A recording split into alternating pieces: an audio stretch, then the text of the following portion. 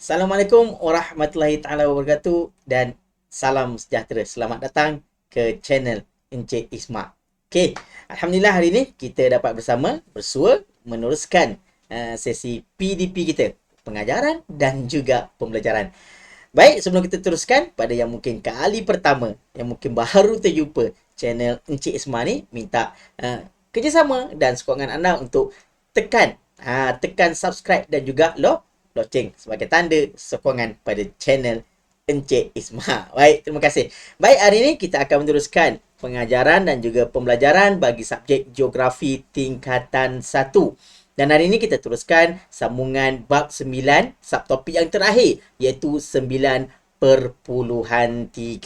Baik, seperti biasa, sebelum kita teruskan, sukalah untuk cikgu mengingatkan pelajar-pelajar kalau boleh sediakan pen dan juga buku ataupun kertas untuk buat sedikit catatan supaya info dan juga maklumat yang akan anda terima, yang akan anda perolehi lebih banyak berbanding hanya melihat dan juga mendengar saja. Baik, insya-Allah.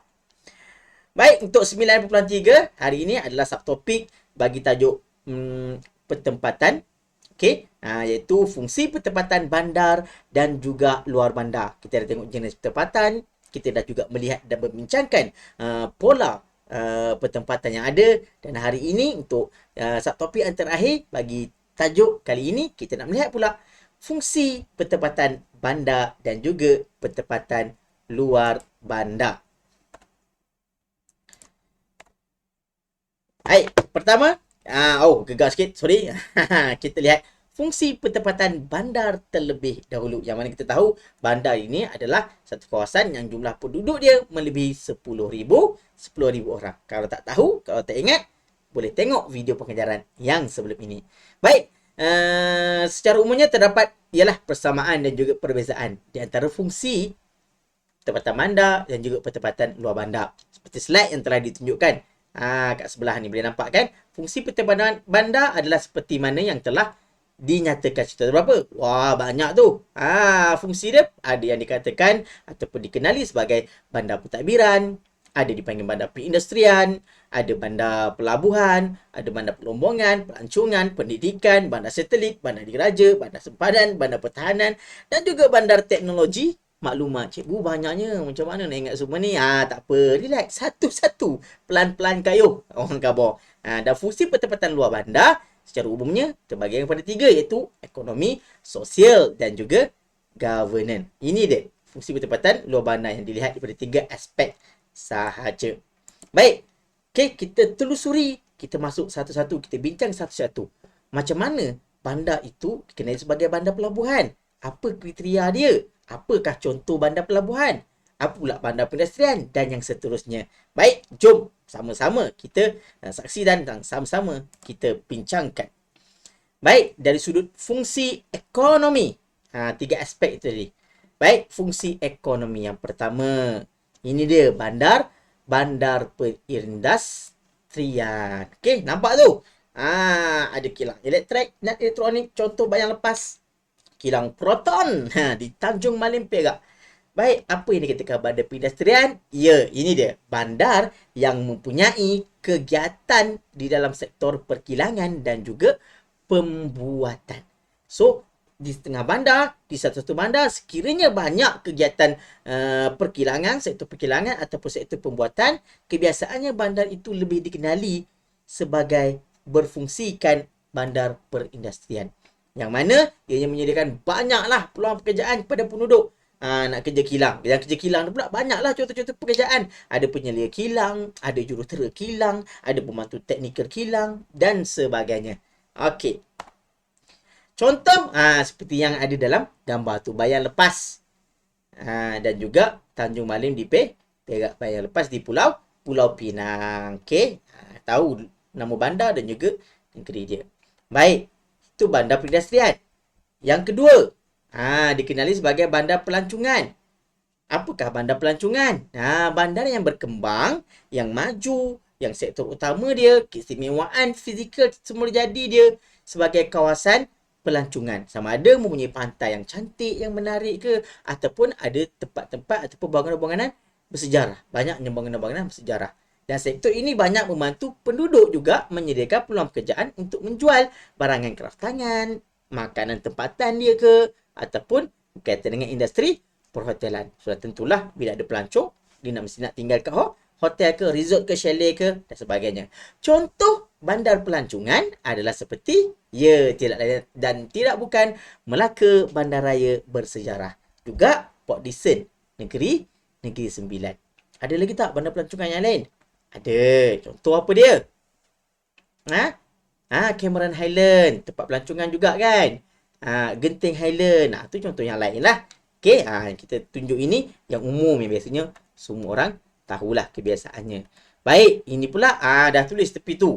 Pelabuhan Kelang, Pelabuhan Pasir Gudang. Bermaksud fungsi ekonomi dia adalah dikenali sebagai bandar. Bandar apa ni? Bandar pelabuhan lah sayang. Okey. Bandar pelabuhan biasanya terletak berhampiran dengan pinggir pantai. Sebab jarang lah. Tak ada kita tengok pelabuhan dekat tengah-tengah bandar kan. Tak ada. Mestilah berhampiran dengan pinggir pantai. Dan bukan semua pinggir pantai lah. Pinggir pantai yang tertentu lah. Yang ada ciri-ciri dia. Baik. Itu kita tak bincangkan lah. Okey. Kawasan pelabuhan terlibat dengan aktiviti import dan juga ekspor.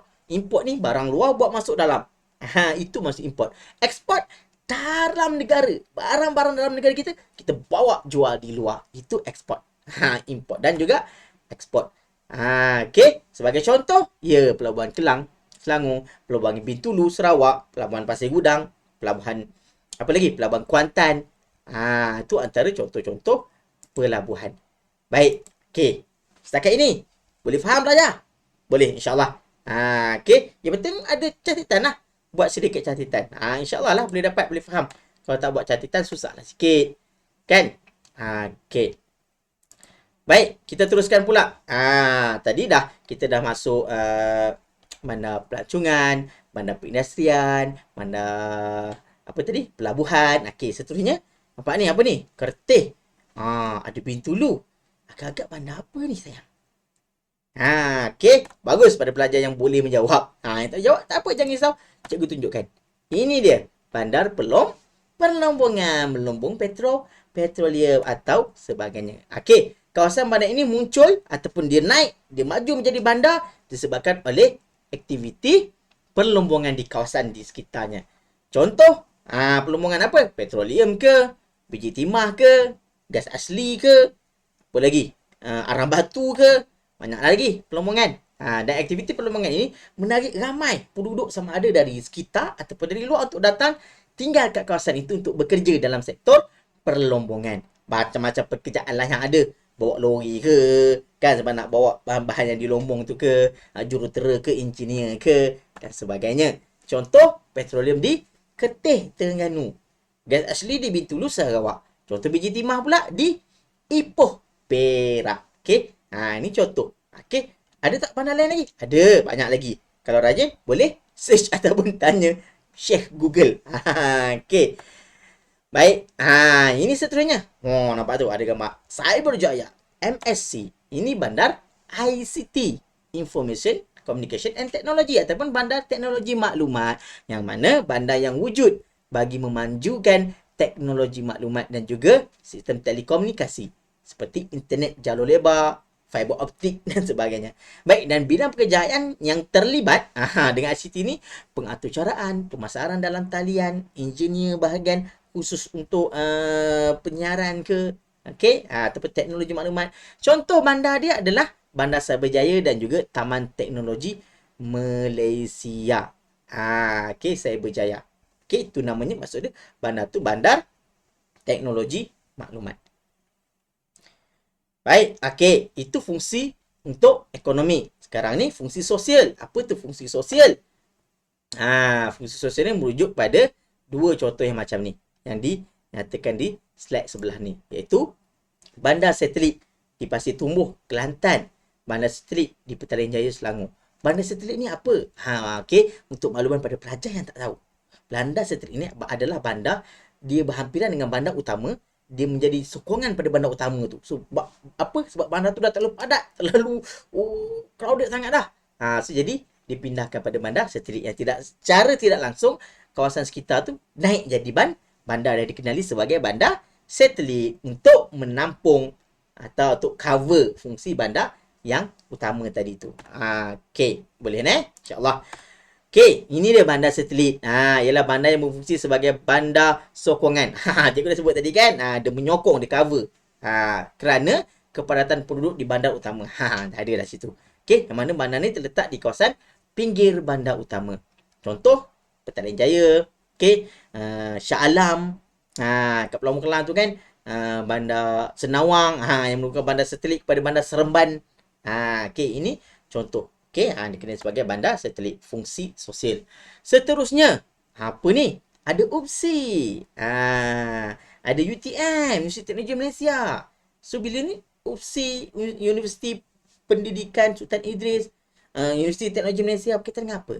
Pendidikan. Bermaksud, bandar ini adalah bandar pendidikan. Yang mana, bandar ini dia maju ataupun dia naik ataupun dia lebih terkenal sebab kawasan ini adanya terdapat institusi pendidikan yang dibina di kawasan tu. Jadi orang semakin ramai datang dekat situ nak bekerja dalam institusi pendidikan ataupun yang belajar dekat IPT tersebut. Okey, ini kerana bandar tersebut akan berubah menjadi kawasan tumpuan penduduk. Macam cikgu sebut tadilah. Okey, akan jadi tumpuan penduduk. Contoh UPSI Tanjung Malim, UKM Bangi, UTM di Skudai, UUM di Sintok. Ada tak lagi bandar-bandar lain? Banyak lagi. Okey, maksud dia kawasan-kawasan ada IPTA. Okey. Okey, mudah insya-Allah. Kita ambil yang mudah-mudah saja. Okey. Fungsi sosial yang seterusnya. Ni Seri Menanti Negeri Sembilan. Nampak tu gambar apa tu? Kuala Kangsar Perak. Tu gambar istana. Jadi bandar apa ni? Bila ada gambar istana, ini menunjukkan Bandar Diraja. Okey, apa maksud Bandar Diraja? Bandar Diraja ialah bandar yang menjadi tempat kediaman rasmi Sultan. Maksud dia dekat bandar tu ada istana Sultan, ada rumah Sultan. Secara automatik kawasan bandar tu menjadi kawasan Bandar Diraja. Di setengah negeri, istana terdapat di bandar utama. Sebab tu kadang-kadang ada setengah tempat itulah ibu kota dan itu jugalah menjadi Bandar Diraja. Tapi tak semualah. Sebab ada juga yang terletak di kawasan yang lain. Okey, sebagai contoh, Pekan, Pahang. Kalau ibu kota ataupun ibu negeri Pahang adalah Kuantan, tapi Bandar Diraja dia di Pekan. Contoh pula Perlis, di Arau Perlis. Kalau Perlis dia punya bandar utama dia lain. Okey, contoh pula di Kuala Kangsar, Perak. Okey. Dan juga Kelang di Selangor. Ini dia fungsi Bandar Diraja. Okey, mudah sebab tu nak mudah. Bandar tu nak tahu tu bandar pelabuhan ke, bandar diraja ke apa. Tengok kat situ ada kawasan apa. Kalau situ banyak utama terkenal untuk pendidikan, dikenali sebagai bandar pendidikan. Okey, dan sebagainya. Kalau situ banyak kawasan kilang-kilang, orang di situ banyak nak kerja kawasan kilang ke apa, lebih dikenali sebagai bandar perindustrian. Okey, mudah aja sebenarnya. Okey. Baik, fungsi yang seterusnya. Ini dia fungsi governance. Ini kita rujuk pada bandar dulu kelas. Belum lagi luar bandar. Okey. Fungsi governance. Okey, sebut governance ni maksud dia fungsi kerajaan. Bermaksud bandar tu adanya pusat pentadbiran. Contoh Putrajaya, Kuching, Kota Kinabalu. Okey, itu maksud dia. Bandar pentadbiran, bandar yang berfungsi sebagai bandar pentadbiran yang merupakan bandar yang paling besar dan cepat berkembang dan situlah menjadi pusat pentadbiran di sebuah negeri ataupun negara dan dikenali sebagai bandar pentadbiran. Bandar ini menawarkan pelbagai perkhidmatan dan juga peluang pekerjaan. Kenapa pula ada pelbagai perkhidmatan, cikgu, peluang pekerjaan? Sebab of course lah bandar utama. Bila bandar utama menjadi tumpuan orang. Bila jadi tumpuan, banyaklah kat situ. Macam-macam pekerjaan lah ada dekat situ. Okey, sebagai contoh Kuala Lumpur. Kita tahu kan Kuala Lumpur adalah ibu negara bagi Malaysia. Tapi pusat pentadbiran kita di Putrajaya. Kena beza tu Okey, Kuala Terengganu. Di Terengganu, Kuching di Sarawak, Al-Ustaz di Kedah, Ipoh di Perak, Shah Alam di Selangor, Kuantan di Pahang, macam lagi nak sebut satu-satu nanti sekarang. letih pula awak kan. Okey, tapi kalau confuse, kalau tak ingat, senang saja. Semua maklumat di hujung hujung jari. Type tanya Encik Google ataupun macam mana yang Encik Ismail. InsyaAllah kita boleh jawab. Tapi untuk kali ini kita tak jawab semualah. Kita ambil yang petik-petik untuk topik pengajaran pada hari ini. Baik, okey. Boleh teruskan lagi? Boleh, insyaAllah. Ni contoh. Dia tunjuk lokasi-lokasi negeri dan ibu negeri. Kat Ngah Perlis, Alustar Kedah, Jurusan Pulau Pinang, Ipoh Perak, Shah Alam Selangor, Negeri Sembilan, Seremban Negeri Sembilan, Menerai Melaka, Melaka, Johor Bahru, Johor, Kuantan, Pahang, Kota Terengganu, Kota Baru, Kelantan, Johor Bahru, Johor, Kuching, Sarawak, Kota Kinabalu, Sabah. Ini bandar-bandar pentadbiran. Okey, good, bagus. Ni dia. Seterusnya, fungsi governance juga bandar pertahanan. Maksud dia, dekat bandar itu adanya tempat-tempat ataupun mengumpulkan pangkalan tentera, menempatkan pangkalan utama tentera. Yang mana bandar ni juga maju dan berkembang kerana ada pertempatan anggota tentera kat kawasan tersebut. Sebagai contoh, ni ramai yang tak tahu, Lumut adalah untuk tentera laut. Port Dickson, walaupun kawasan pelancongan, dia juga dikenali sebagai bandar pertahanan. So Port Dickson ada dua, bandar pelancongan, bandar pertahanan. Dia boleh juga sebab dia ada kawasan pertempatan tentera darat dan juga Subang tentera udara. Ini contoh dia. Okey, ni untuk fungsi governance. Okey. Seterusnya ada lagi. Ni bandar sempadan. Dua kata belakang ni. Bandar sempadan, bandar yang wujud di kawasan sempadan negara. Maksud dia berkembang sebab dia aktiviti keluar masuk pelancong kat situ. Adanya aktiviti pelancongan dan juga perdagangan. Contoh, Rantau Panjang Kelantan, Padang Besar di Perlis dan juga Sarikin di Sarawak. Okey, maksud dia fungsi bandar sempadan ni dia berhampiran dengan sempadan negara. Tak lebih pada sempadan negeri, sempadan negara Okey. Boleh. Okey. Baik, itu yang tadi. Fungsi pertempatan bandar. Habis, kita dah cover. Seterusnya, kita masuk pada fungsi pertempatan luar bandar pula. Okey, kita pergi satu persatu. Ni dia, fungsi pertempatan luar bandar. Okey, kita tengok satu-satu. Ekonomi, sosial, governance. So, bila sebut luar bandar, tak adalah bandar-bandar, tak ada luar bandar tu ni kan. So, dia lebih pada 3 ni saja. Baik, kita tengok satu-satu. Okey. Fungsi untuk ekonomi. Kegiatan ekonomi utama luar bandar biasanya perternakan, pertanian, perlombongan, perikanan dan juga industri desa. Yang mana kegiatan ni mewujudkan peluang pekerjaan yang meningkatkan juga secara tidak langsung pendapatan penduduk di kawasan luar bandar. Okey, kerajaan juga menggalakkan penduduk mengusahakan pelbagai jenis perniagaan di kawasan luar bandar untuk meningkatkan lagi taraf hidup, terutamanya berkaitan dengan IKS, industri kecil sederhana. Banyak di kawasan-kawasan luar bandar tu. Ni fungsi ekonomi. Nampak tu? Ternak ayam ada, ikan ada, kraft tangan ada. Okey, ni fungsi ekonomi. Kita perikanan, nakal ikan, buat kraft tangan, peternakan telur, industri kecil dan sederhana yang cikgu sebut tadi, IKS. Okey. Boleh nampak ataupun pengindustrian membuat labu sayung di Kuala Kangsar, Perak. Okey, kita rehat sekejap. Banyak okey. Okey. Boleh? Okey, itu antara contoh. Okey. Terusnya dah 19 minit, kita sambung lagi sedikit lagi. Okey, sedikit lagi berkaitan dengan kawasan luar bandar. Kejut. Apa tu? Kalau yang tak kenal, ni namanya kambing. Siapa yang ternak saya dapat banyak manfaat. Dapat makan daging, dapat minum susu, dapat duit kalau jual saya. Dapat buat sate. Sedang sate kambing. Sate kambing. Baik.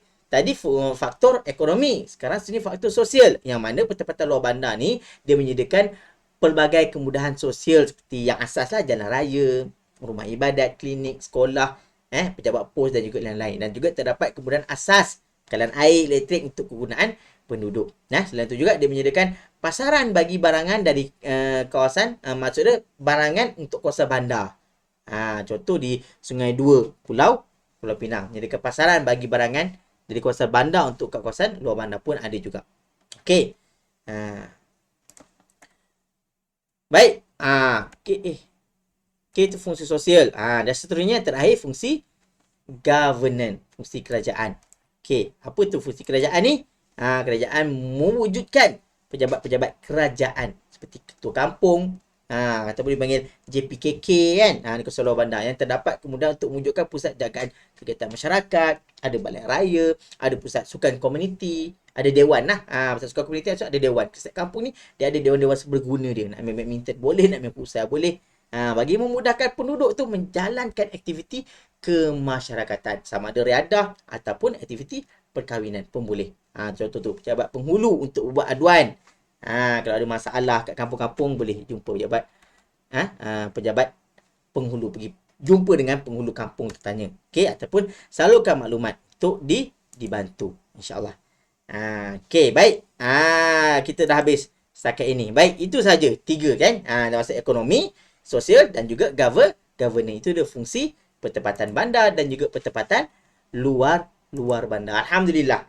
Selama lebih kurang 20 minit kita dah habis untuk subtopik 9.3 iaitu fungsi pertempatan bandar dan juga luar bandar. Baik, diharapkan sedikit perkongsian yang cikgu buat ini melalui video ini memberi sedikit manfaat dan juga kefahaman lah pada pelajar-pelajar. Sekiranya ada masalah, okey, ada apa-apa nak tanya, jangan lupa untuk komen. Okey, sebelum cikgu tinggalkan anda, pertamanya untuk ingatkan kembali, jangan lupa untuk tekan butang like, untuk komen sekiranya ada pertanyaan ke, ada idea ke untuk tambah baik video pengajaran cikgu.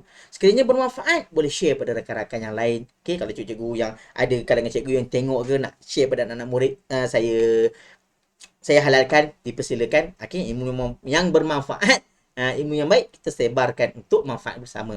Baik, dan yang belum subscribe, tolonglah untuk subscribe dan juga tekan butang loceng ting tong. Dan terakhir sekali, terima kasih kerana menonton video PDP cikgu berkaitan dengan subjek geografi. Sehingga kita berjumpa lagi di dalam video yang seterusnya. Ingat, geografi is fun, geografi is all about us, and geografi is us. Geografi tu adalah kita sebenarnya. Baik, sehingga berjumpa lagi. Terima kasih. Assalamualaikum warahmatullahi taala wabarakatuh dan selamat sejahtera. Bye bye.